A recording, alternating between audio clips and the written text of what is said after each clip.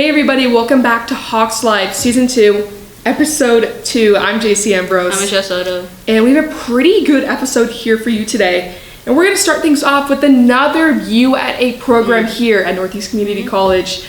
We both love animals. Yes. So we had to go and check out the vet tech program here at the college. We got to see some cats, dogs, rabbits, turtles. Turtles. I like turtles. I like turtles. But they even had like a ferret I held, and we got to talk to Dr. Mike Cooper, who is the program director, and he showed us around, and we had a look at all the things vet tech here at the college. My name is Dr. Michael Cooper, and I am the director of the Veterinary Technology Program at Northeast Community College. I started the program back in 1996, and we are currently fully accredited and are full with enrollments. To prepare our students for working in predominantly veterinary clinics, but all occupations, they have to be trained in all species. So they have to be trained in small animals as well as large animals, horses, cattle, sheep, goats, and also laboratory animals. They are trained in numerous disciplines. So not only do they have to know about nursing skills, they have to know about radiology, they have to know about surgery, as well as some other ones. So they're kind of jack of all trades. As far as the type of equipment students are exposed to, we would expose them to everything that they would find in your typical veterinary practice. So radiograph machines, dental machines, anesthesia machines, lab equipment, CBC machines, etc. What we have here that they don't have is some advanced equipment. So we do have a CAT scan, which there's only about 5 practices in Nebraska that have them, and there's only about 7 vet tech programs in the nation that have it. So that is a really cool feature. We also have an emergency dog mannequin called Diesel that we use to train our students in emergency procedures. So a lot of the same equipment, but a few extras too. We utilize animals from the local shelters. We have an agreement with them that when they're in our care, we will vaccinate them for common diseases. We will also make sure they're parasite free.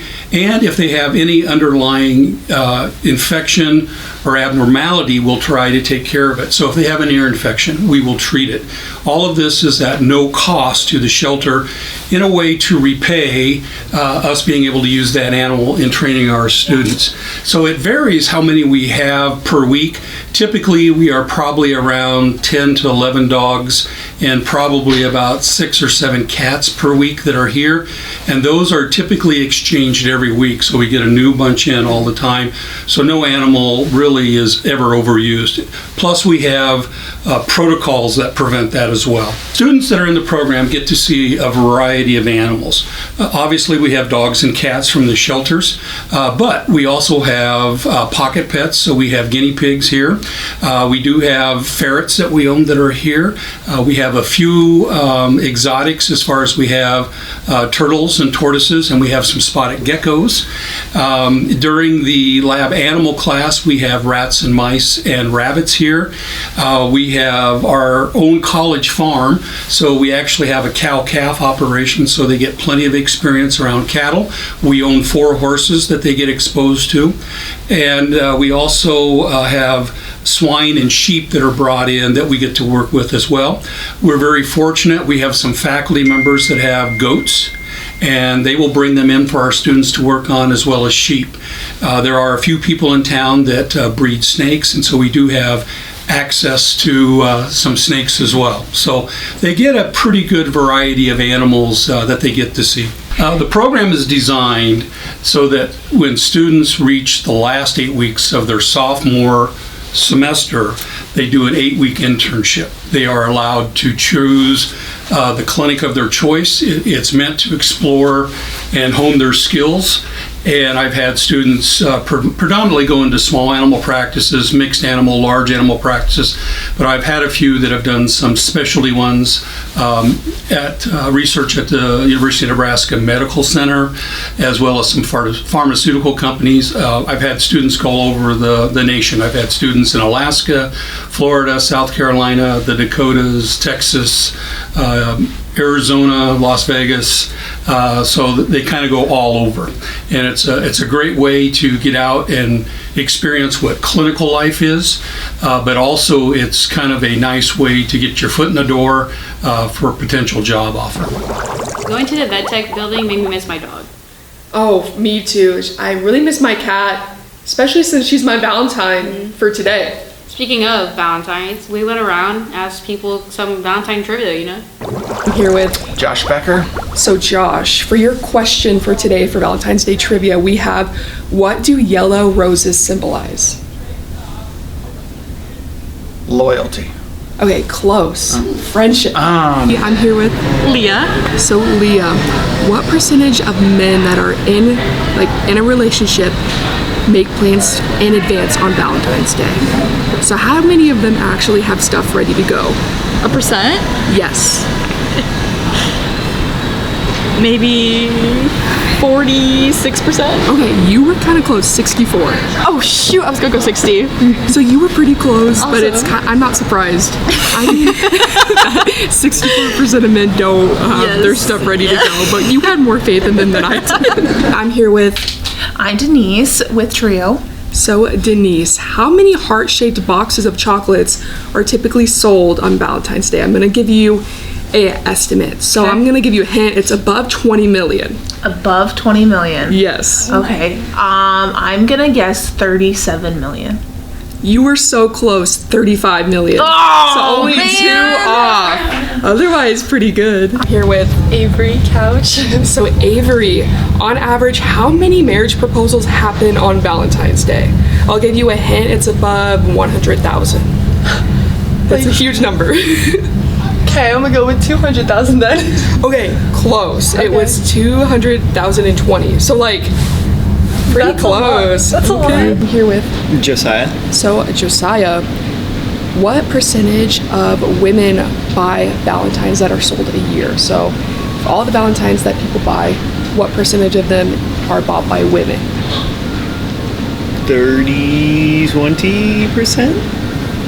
85%. 85. Oh, wow. Yeah, so women are really going to Okay. the stores and buying them, but you weren't that off, I guess. A little. Hey everybody, I'm here with, Kelsey with Trio. so Kelsey, how many people typically buy Valentine's Days, like pets, on Valentine's Day for gifts? So buy a pet for a gift. Yes, on Valentine's Day. Do I get a range or just It's go for it? above 5 million, which is crazy. Oh my goodness. I'm gonna say 6 million. It was 9 million. Shoot. Pretty close too, not far off. But isn't that crazy? 9 billion people buy pets. And I hope they keep him. Yes. For the rest of the time. For the rest For of the rest their of the life, year. yeah. Some of those questions were pretty difficult. I don't think anybody got one right. I don't think so. And another thing that's gonna be difficult is our bingo card. Yeah, so we made a Hawks Life bingo card and it was a little bit difficult to put together. Yeah. But we predicted what we think is going to happen for us here at the college this semester. Hey everybody, welcome back to Hawks Life Season 2, Episode 2. And we got a good segment here for you today. It's our bingo card setup. So for this, we're basically describing what we think is gonna happen for the semester. And we'll go back and revisit it at the end of the semester and see if what we predicted happened and if we got a bingo. So I think it's gonna be fun. Maybe we will, maybe we won't. We'll have to see what happens. We got loads of topics, so let's dive in. Michelle, what's our first one we think is gonna happen? Definitely we're probably gonna pull all-nighters. Yeah, Like either we're from editing videos or assignments just in general. just an all-nighter. Second one I think might happen to me is something's gonna happen to my car. I already know, we've already visited this in Season 1. Someone did yank out my car ornament, my car did die. There's all this different stuff that happened, so I think this semester something will happen to my Oh, car. I mean, hopefully not, but like, For the sake of the bingo, hopefully something. Somebody please, my license please. I'm just kidding. Another thing that I think is gonna happen to me specifically is I'm gonna fall sometime this semester. Every single semester I've fallen, I've scraped my knee, I still have scars from it. So we just have to be ready for that to happen. You have to be ready for when that happens. I come next episode full body brace. What's our next one, Michelle? Our next one that we're hopefully aiming is Hawk's Life gets 500 views. Now in total or just one episode? Do you think? In total. That's total. what we're shooting for. So by watching this episode, thanks! Thank you so much. We're one view closer. One view closer. Another thing I think that's gonna happen for me is, let's see if I get an A in personal computer maintenance. I've got A's in all my classes, and I think, guys, I think this is the class that's gonna do it. It's gonna make you go down. It's gonna do it for that. You get a B. I'm gonna get a Like 92.9. And that hopefully that happens this semester is that we go to Vegas Yes. for our club. Oh, I will be in Vegas. Another thing that goes with And then to that. follow up with the Vegas. So I have kind of a spotty history with TSA. So I swear every time I've flown, I get pulled aside. I don't know if it's random selection. I wore zippers on my shorts last time and I had to get pulled aside and get checked. So let's see, we'll have to see this semester when we go to Vegas if I get checked at the airport, get pulled aside. I'm not hoping that happens, but I feel like it's gonna happen knowing my history. Another thing we kind of wanted to include was if our teacher yells at somebody. So we have our broadcasting teacher, we'll see if he gets mad at somebody. He does get annoyed. Never seen him full on yell at somebody just once. Yeah. That happened last year around this time. So maybe if you're in our class, I mean, we'll have to see what happens. Yeah. Another thing that may happen or not is the flu goes around. Hopefully not. Bro, I feel like it's already been going around, so maybe that one we could already check off of. But I swear every semester, somebody, I don't know who you are, no, I'm just kidding. Somebody doesn't know how to wash their hands and then it spreads everywhere. But also going on along with that, maybe one of us is gonna fail a test this semester. So last year I failed a test and then that was right before I agreed to tutor the subject. So that was, hey, it all worked out fine because I tutored the subject, but I did fail the test after I agreed to do it. Another thing is moldy water bottle. So I personally don't have this problem. I get flamed for this, but sometimes I just forget to wash it. I'm so busy. And then it just comes up to like, at the end of the week and I'm like, oh, I like look down into the barrel of the straw and I'm like, oh, this is why my voice sounds like this. So we'll see if that happens. And another thing is a tornado. Oh yeah. So if you remember last semester, we had like all those drills and stuff, and then it ended up being kind of devastating in Omaha. Oh yeah. So maybe we'll have another tornado situation where everyone has to go down to the basement or hide in the bathroom. The thing that we are predicting is TikTok getting banned for real this time. For real. For real. For real. FR. FR, guys. Hopefully not, because it was gone for 12 hours. You guys, I literally muscle memory tapping TikTok on my phone. Like, I would just sit down and my thumb would just grab it. Like, I'm so mindless, it's crazy. I had to move on to YouTube Shorts for the first time. Dark It was time. crazy. It was crazy. Dark time. Besides TikTok getting banned, minimum of 5 crash outs for each of us this semester. I've already had 2. Yeah. And it's week 4, so I really need to get myself in check. Michelle, what is your crash out number so far? I don't think I've had any yet. Man, maybe I need to stop. I mean, it's February now, so maybe I might have some. Yeah, for on this Valentine's Day. You'll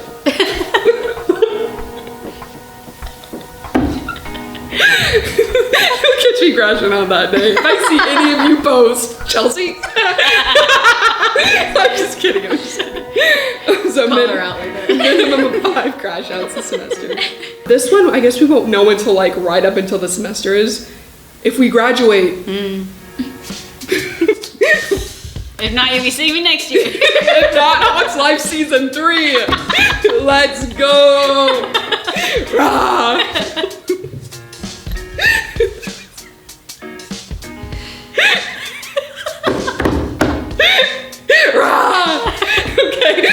Well, oh, and then another one we have is if we get the dinner. If you know it, you know. But if you guys want to help us, you can watch every single video that we put out. Yeah. So yeah. Oh, another thing, we have an announcement. We're going to Skills USA competition in April. So we'll see if we get first in our category. Oh, and the crazy part is it's right after we get back from Vegas. Right after we get back from our Vegas trip. So we'll see if we can take the dub in Grand Island, but And get first. it's gonna be a hard trial, you guys. Another thing we have is, what if Hawks Life gets mad at somebody? This could either be the other shows. the other shows, somebody. Just someone in general. Who are we gonna get mad at? I don't think I have a short temper, I don't either. I don't. but who knows? Maybe we'll get mad at somebody. And then another thing we're trying to shoot for is to upload 7 videos for our episodes. And 7 episodes seems attainable, but once we get after midterm and spring break, Oh yeah. maybe you guys will never see me again. Maybe you prefer it that way. I think that's what we're gonna pick to happen this semester. Hopefully nothing happens to my car.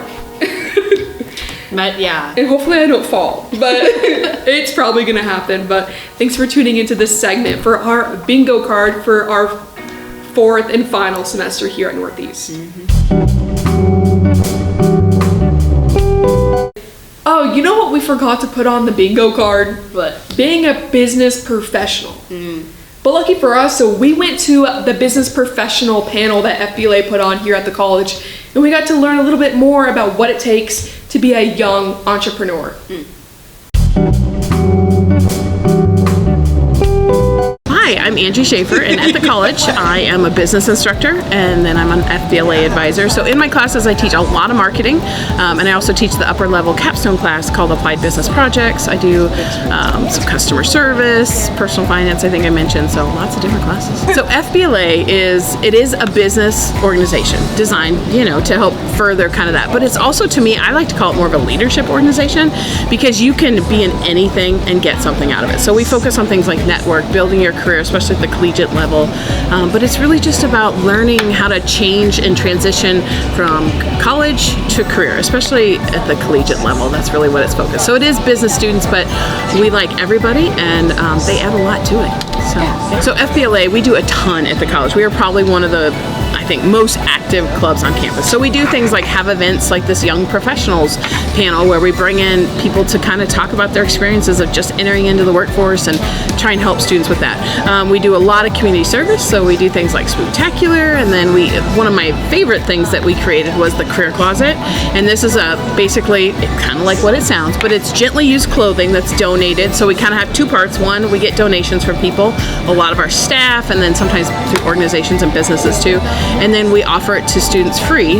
And so it allows our students to kind of experience what it's like to run a business and to market it, but then also it helps students not have to spend that huge money to go to an interview or to go to work and stuff. So we do that. I mean, it's just so enormous. We also do a lot of competitive events, which I'm always so proud of it, because our students do really well. We compete against, everybody. You don't get to compete just against community colleges. You compete against UNL, UNK, UNO, and then at the national level, you're competing against the highest of the levels, and we do incredibly well. We're always placing in the top 10 at nationals, and so that just shows too what kind of education we have here. So it's a way for students to really demonstrate how they do and the skills that they have.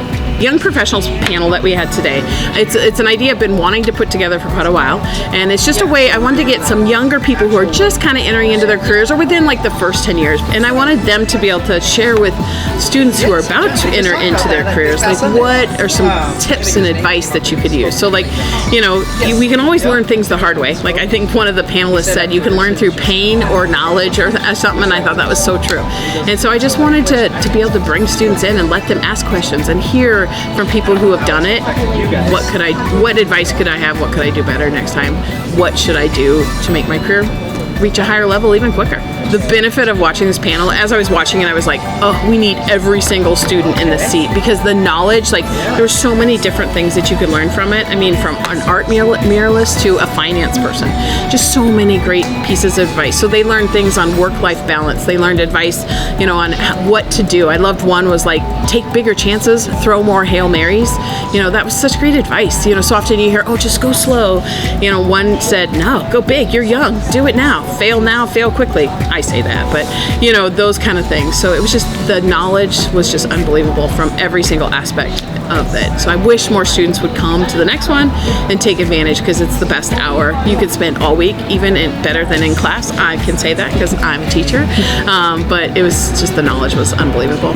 So to join FBLA, check this QR code, I'll point to it, or they'll be putting it in for you. That will enter in your contact information, and then I will usually reach out to them, add them to some of our texting polls and things like that, so that they can start learning about when the meetings are. Otherwise, you're welcome to come up and talk to me in the Egg and Allied Health 212. You can talk to our other advisor, Kara Haney, or even, you know, Jacie, other members. We would love to have new members. It's never too late to get involved. So we have so many things coming up for FBLA.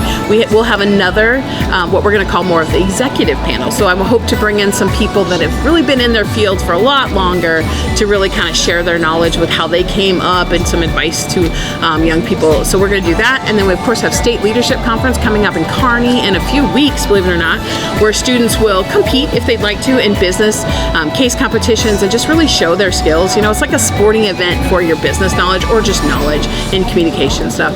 And then after that, there's also tons of workshops there. So we have much more than if you don't want to compete. And then we'll have the national coming up after that. So lots of different smaller events coming up, lots to join for. Hi, my name is Roman Riley, and I'm studying electromechanical engineering at Northeast. Say my favorite part was being able to get the connections afterwards, and I mean, that's really how you can grow like any idea or business is through connections. I think really kind of comes down to like those who do the work, do the learning, or like either like adapt to change or fall behind. So it's kind of cool seeing that from like other like entrepreneurs, like business people, like who've applied it to real life, and that's really how it works. I mean, they're really just connections again, like from the events that we've been to and just the people we've been around. You just learn so much, and it just helps you grow and ideas, or you as a person. So that's really the biggest thing, is the connections.